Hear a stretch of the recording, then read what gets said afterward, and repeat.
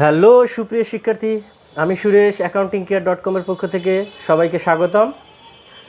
তো আজকে আমি চতুর্থতম ক্লাস অর্থাৎ লেকচার 4 A+iB আকারের যে সর্বশেষ যে অঙ্কটা সেটা করে দেখাবো। তো যখন একসঙ্গে তিনটে রাশি দেওয়া থাকবে তিনটি, তো সেটা কিভাবে সলিউশন করব আমরা। তো এখন আমরা সমাধান করব অঙ্কটার। তো আমাদের রাশিটা দেওয়া আছে 3 + 4i × 2 + i, আর সর্বশেষ যেটা দেওয়া আছে 4 + 5i। তো এইরকম যদি রাশি দেওয়া থাকে তাহলে সমাধান আমাদের যেভাবে করতে হবে সেটা হলো 3 + 4i 2 + i 4 + 5i। তো এটা সমাধান করতে হলে প্রথমে দুটো রাশি গুণ করে নিতে হবে, অর্থাৎ প্রথম রাশি এবং দ্বিতীয় রাশি গুণ করে নেব।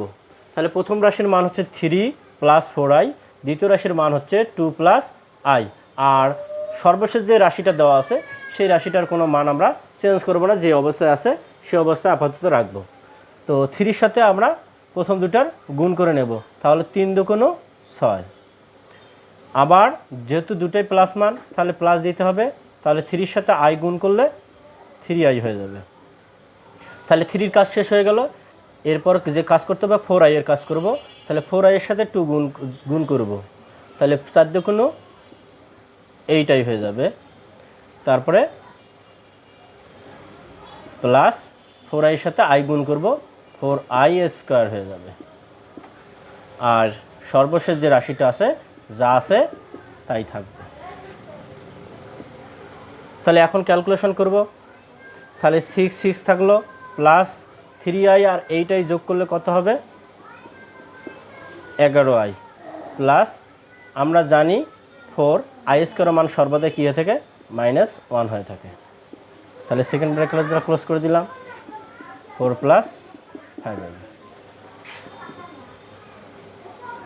তো এখন ক্যালকুলেশন করলে দাঁড়াবে 6 + 11i প্লাসে মাইনাসে -4 4 + 5i।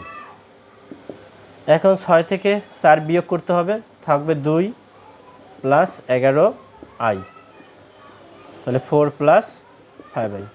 এখন দুটো রাশি হয়ে গেছে। এখন দুটো রাশির আবার গুণ করতে হবে। তাহলে 2-এর সাথে 4-এর গুণ করতে হবে 4 × 2 = 8, তারপরে প্লাস 5 × 2 = 10i, তারপরে 2-এর কাজ শেষ।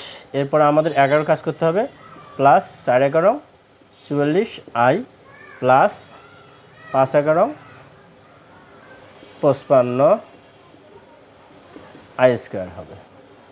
তাহলে ক্যালকুলেশন করলে দাঁড়াবে 4 প্লাস, তাহলে 10i আর 44i যোগ করলে হবে 54i, প্লাস 55i² মান আমরা জানি -1।